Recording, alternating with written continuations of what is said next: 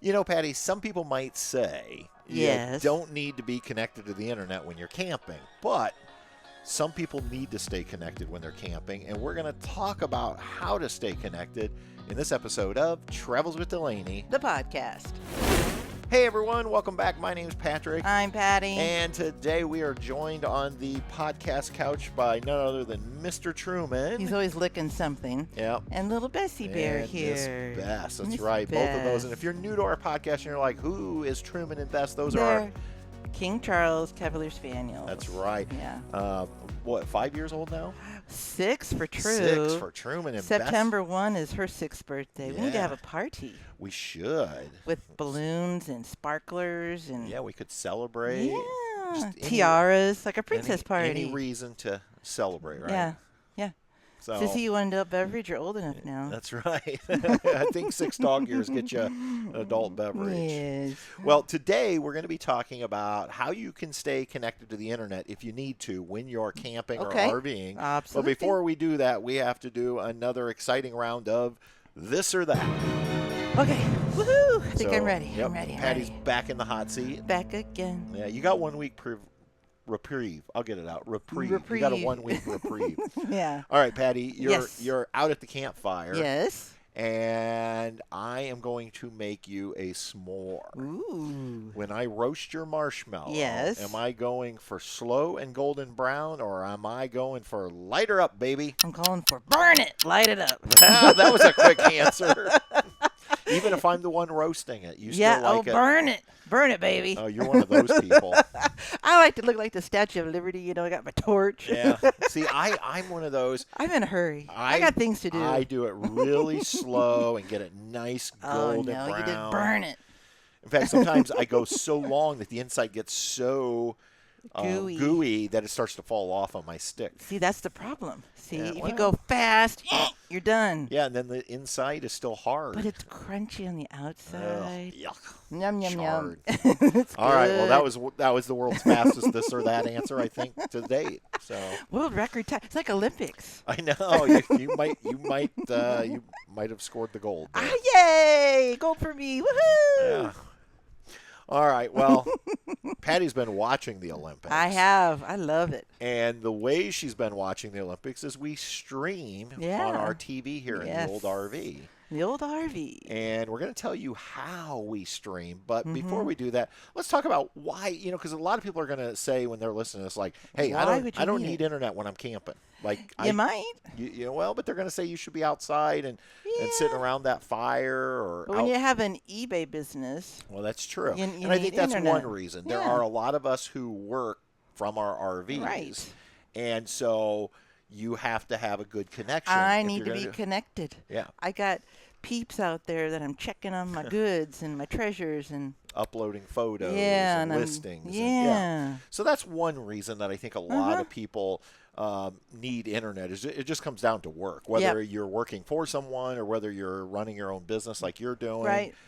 You do need that. I do think there's a lot of people, though, that maybe they're not working from the road, but they want to stay connected for what I just alluded to, which is things like streaming TV Yep. in their RV. Well, just like if you need, like your aunt and uncle, they love the news, Right. and they were having trouble the other day, so we helped them out a little bit, but with their internet signal or whatever. But yeah, you just want to be connected, and not always is there a good way to access, let's say, the news or Right. other things like that you like to do. Not necessarily, watching your programs. I mean, that might be it too, or movies, but you need a way so that you are comfortable. Camping should be comfortable. You get to do what you want because to not do. everybody's into rustic camping. No.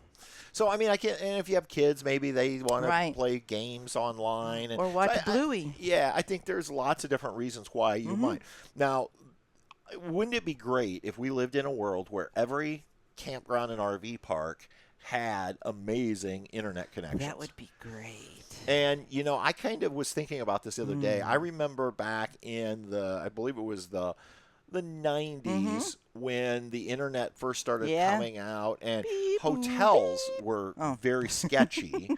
on internet connection. Right. Like they were kind of the first in what we call lodging. Sure. To go through this. Today, when you go to most hotels, I believe, although I haven't stayed in a hotel We in a long time, haven't in a long but I time. think most of them offer very good Wi-Fi because from what we it's understand. required. If you're staying in a hotel, business people stay in hotels. Oh, yeah. They have to be able to work. Sure. The campground industry, though, is It's a little behind. a little behind. And I would say there are very few parks we've ever been to where we could stream TV off of their Wi-Fi. I can only think one right now in my head. Well, I can think of 3 Okay. at least. I could think of Forest Ridge. Forest Ridge up in Ellsworth. Yep. Jeff and Lynn cut the cable a few years ago. Yep. Their park had cable TV. Jeff said they were getting charged 12 months out of the year, even though they're not open 12 months out of the year, and it was just costing them a fortune. So they made the decision when their contract was up with the cable company, they just reinvested into putting in really strong Wi-Fi, and they actually encourage you as a camper to stream. They want you to stream, yeah. In fact, they will. Jeff sells. I don't remember if it's Roku's. I think it's Roku's. Yeah, he says he just runs down to I think Walmart, picks them up, Yep. sells them in the office, Yep. and that way, if you don't have a way to stream and you want to watch TV, he'll sell you one, and then you get to take it home with you. Right, you're golden. Yeah, so that's one place. We've been. Oh, I could think of another one. Well, let me see if you know what was The Ridge. The Ridge in Pigeon Forge, Forge. Tennessee. When we They were there, had that was blazing fast. Crazy fast. Crazy Yeah. fast. I was uploading videos. It was Oh, so my fast. goodness. It was like zip, zip, zip. Yeah. We were And like if you spoiled. remember, every so many sites you would see, Yeah. I don't know the technical term. Was that a router or something? A repeater, maybe? Yeah. To push it out farther. And we happen to have one right near us Yeah. at our site. And the third one that comes to mind for me is Fort Wilderness Yep. at Disney World. That's the other one. The last 3 times we've been there, we've streamed TV, uploaded videos. Yep. But, I mean, of all the RV parks we stay in, That's or not have very stayed in, many. yeah. Yeah. And so I think that's one of the challenges is people hit the road in their RV, they pull into the RV park. Even if the RV park says they have Wi-Fi, most of the time it's pretty limited if you can even get it. And, right. And it's, we even say here at Happy Acres, It's limited. we say it's basically good for checking email. Right, because if you try to do anything else, usually it's Right. wah. Yeah, especially as the park fills up. Yeah. And that's pretty common in a lot of RV parks, a lot of probably. RV parks, Yeah. I think. So I think you're going to see that changing slowly like it did in the hotel industry. But if you're relying on RV parks for your Wi-Fi, It's not really a good idea. no. And so for years, we did Just not use- rely on RV parks. We relied on our Cell phones. cell phones, right? Yeah, we would tether Yeah. and use the hotspot or the Bluetooth, whatever you'd call it. Yeah. I guess it's hotspot. Yeah, it's a hotspot Yeah. feature. And- We've been with AT&T. I don't know, ever Long since the time. iPhone came out. Yeah. And we're on unlimited data plan. We are allowed to tether. And for those of you wondering, what does tether mean? It means connect, let's say, our television to the internet through our cell phones. We're allowed to do that up to, I think ours is 40 gigabytes a month per device. And so you have a phone, I have a phone, and I have an iPad on cellular. So we had up to 120, I think it was, gigabytes. And that usually worked for us. The only drawback is if you don't have a good cell signal for data, Then it's not working for you. and unfortunately here at Happy Acres, it's like an AT&T dead zone It for is. data. We're like in the. And it's not just the campground. The dead zone. The dead zone goes a mile It north goes of down here. to the main highway out here, doesn't it? Yeah. Yeah. So for whatever They say reason, Verizon, I guess, is better back yeah, here. Verizon's better back here. T-Mobile's better Yeah, back but here. AT&T, come on. Yeah. And so, but for us, for a Yeah. lot of years traveling, we relied on our AT&T, and it worked really It good. worked In fact, pretty we good. probably have some old videos floating around Right. where we said, hey, we just use our cell phones. It Yep. works great.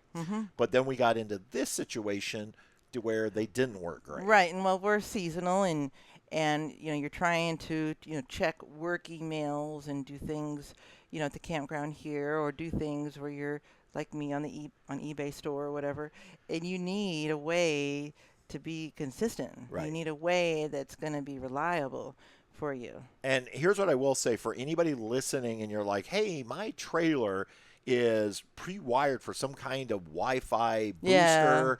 Yeah. Ours is too. But here's the thing, if I understand the way these work right, is it only boosts the signal And so it has to have a good signal to start with, or it has to have some signal to start with. And so that's not, in fact, I've talked to people who bought those and then were really disappointed in them.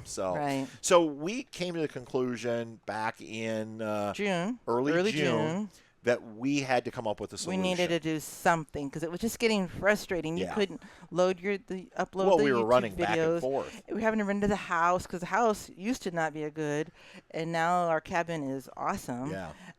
Due to we have our fiber local optic. community put it out there, but it was like, okay, we need to do something. We have to do something. This is getting ridiculous running back and forth. Yeah, and I saw 3 potential options for us. You were looking. You did a lot of research.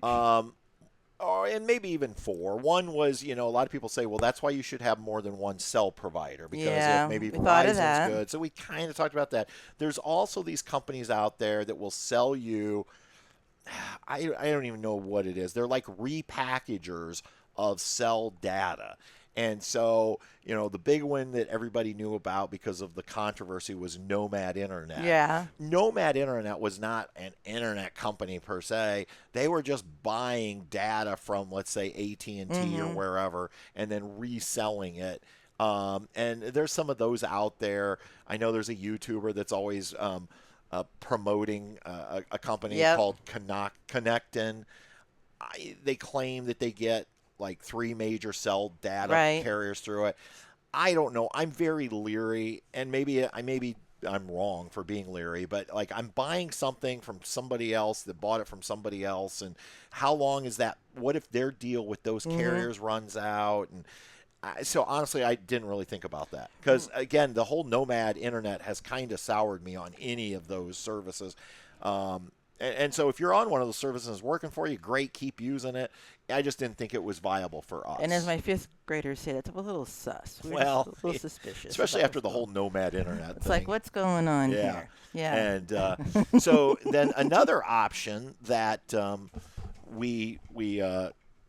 kind of looked at and I really wanted to do was the T-Mobile home internet. We found a place out here at our local Walmart. They had a little I guess kiosk kind of thingy on the weekends, and we talked with them and we talked with your dad and so forth, and it just wasn't going to work. Well, it would have worked because here's the thing. We've had friends come here with the T-Mobile home and it worked great at the campground. Now, why wouldn't it work for us?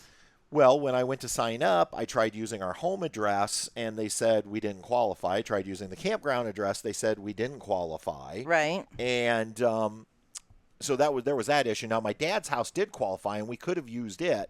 But this spring, T-Mobile came out and said, hey, look, our home internet plan was never designed for RVers. Right. It was designed to hook it up in your home and stay in one location. And I'm like, wait a minute. So they announced that they were going to start basically charging people who were roaming with it a new rate. And that rate was going to be, if I remember right, I thought I heard like $160 a month. Right. And so then they came out right before it was supposed to launch and said, well, we're going to stop. We're not ready to do it yet. Nobody really knows what's going on with T-Mobile Home. And I just felt like there's too much. I figure with our luck, we would sign up, and the next month the rate would jump from the $50 a month to the $160 a month. And I didn't want to do that. Yeah. The other thing was, my understanding was if you canceled it, like for the winter months when we don't need it, you had to turn in your equipment and then go through the whole process again. So we ultimately decided on the other viable option, which was Starlink. Right. And I know you had talked to our friend Jonathan, who has Starlink in your research, because you were doing all the research. This is all Jonathan's fault, actually, because we blame this on Jonathan. Yeah, we blame this on Jonathan from Tree Talker the Traveler YouTube. Jonathan, I asked him. He's had it ever since the beginning, and he had nothing but good things to say. No, about it. He raved on how well it works, and how even if you have a neighbor who is struggling, you can use your signal and it won't interrupt yours. Right. So we're like, all right. So we checked into this and we did it. And we did it. Now, I'm going to tell you right now, this Starlink is not for everyone. No. If all you want to do is check some emails, probably not. No. Because this is not a cheap alternative. No, it's not. This is for somebody It's a commitment. It's a commitment in the sense, well, it's kind of a commitment. I think it's a money commitment. It is. So the first thing you have to do is go out and buy the satellite receiver thingy. whatever they call it. Right. And for us, wasn't it? Well, initially it was 500. No, initially it was 600. And then Jonathan told us about like a week later, Starlink announced they had dropped the price to 500. And because Jonathan called me to let me know that, and we went back to Best Buy where we bought it, and they said, "Oh, no problem, we'll give you $100 back." So yeah, thank you, Jonathan, and thank you, Best Buy, for doing that. Yeah. So you're looking at $500, and what that does, what that gets you is it basically gets you this little thing you can set on the ground that locks into the satellite. And you don't have to turn it, maneuver it, move it. It just does Once you get it. Yeah. It's not like the old version that you had to kind of angle it a certain way or whatever. Yeah. Yeah. I mean, it still has to be pointed in the right direction. And you don't want it blocked by something, but yeah. Well, yeah. Yeah, sure. And in that $500, not only do you get that receiver, but you get a nice long, I don't know if it's a 25, I think it's a 25-foot. It's long, a long cable that you then run and plug into a router, which is included in the kit, and also a power bar, which is included in the kit. And so once you set that thing on the ground, point it north, plug it into your router, plug your router in so it has power. We logged into the app, the Starlink app. I think I scanned something on our box. It was super easy. It says, which plan do you want? And they did offer a couple plans. They have a home plan, which is significantly cheaper, but that's where you basically point it, leave it, never move it. Okay. And then it's like a commitment. And then we went with what's called the roam plan, where they say, we know you're going to be moving around. It's okay to take it on the road with you. And we have. And that plan is significantly more. So we're paying $150 a month for our internet. Okay, yeah. Now, it is unlimited data. We have seen speeds as high as 200 down and about 30, 35 up. That's just crazy. For us. Even on a slow day, though, we're still getting 80, 90 down and maybe 10 to 15 upload. And, yeah, it works really well. The other thing I really liked about Starlink was when we go home in October, because this is what's the cool part about it. We can just shut it off for the winter months. And then when next spring rolls around and we need it here again, or if we take a trip in the winter and need it, you can buy a month's worth of service. Absolutely. And so, yeah, the total cost is high, but for us, it's going to work out pretty well because just when we need it. And Jonathan says the way they do it is he only turns it on if they're traveling and they get somewhere and it's their last source of internet. Yeah, they try to see what's the place. They try not to use it. Yeah, where they're at. If they need to, then they just buy a month's worth and that type of thing. Now, Jonathan did tell me recently he thought they've changed to where there's a small administration fee when you turn it on or turn it off. Okay. Like $10 or that makes something, sense. which I'm okay with. The other thing what I love about this is we currently just have it setting on the ground out here. Yeah, it's not on a pole. It's not mounted above the rig. It's just out here. Yeah. Just in the yard. And they sell like adapters if you want to put it on a pole or mount it to your RV. We've seen people do that. But we took it on the road back in June. I saved, this is my big tip for everybody. It's not a big tip, but it's a good tip. Hey, it's actually, I think, pretty cool. Yeah, save the box that comes in if you buy one because I just put it right back in the box. I don't put the wires and the router and all that away. I just leave it out.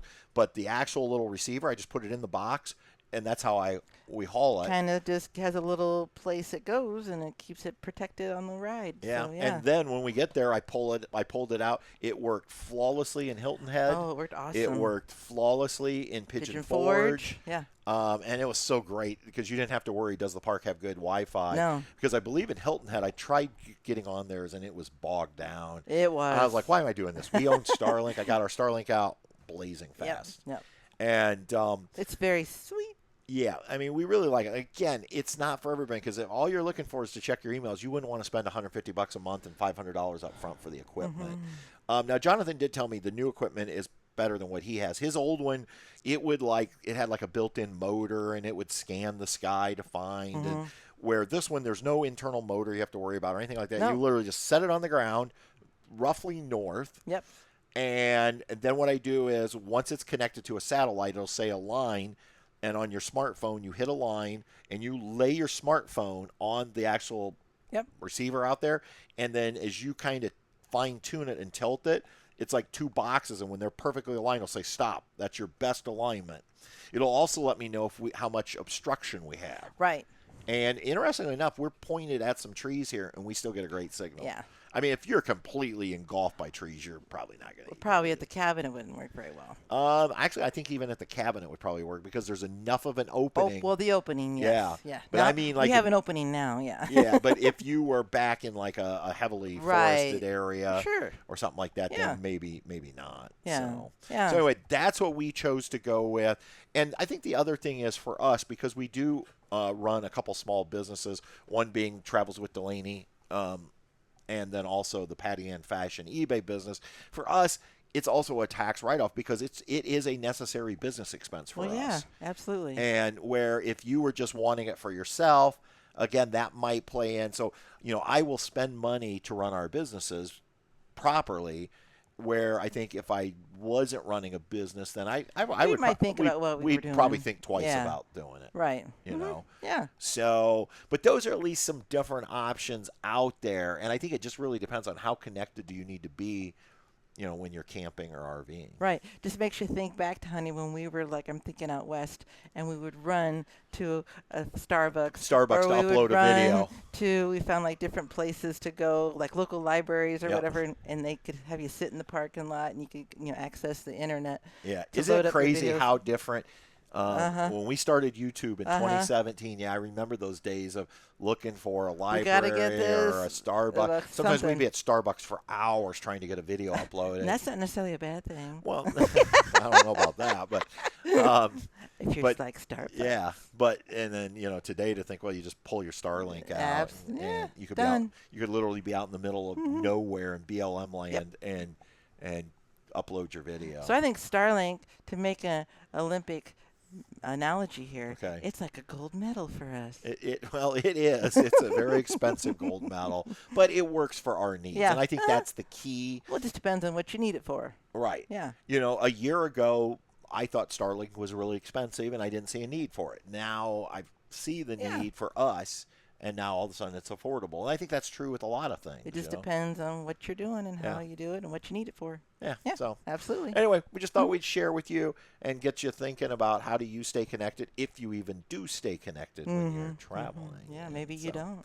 And speaking of staying connected, thank you so much for all of you taking time out of your day to connect with us here on the podcast, whether you're listening on your favorite podcast platform or watching us over on the dedicated YouTube channel, Travels with Delaney. The podcast. That's right. I'm good. You are good. Right on cue. On cue, honey. Speaking of on cue, you know who's on cue? Mr. Jim Kuzman. Mr. Jim Kuzman. You make sure he gets these things edited to pitch perfection each and every time.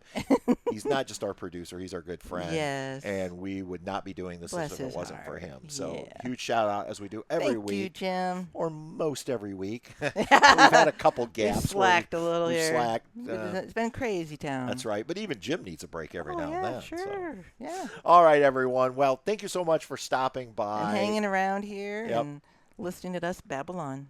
Until next time, we'll see ya. On down the road. Bye. Travels with Delaney. We'll see you on down the road.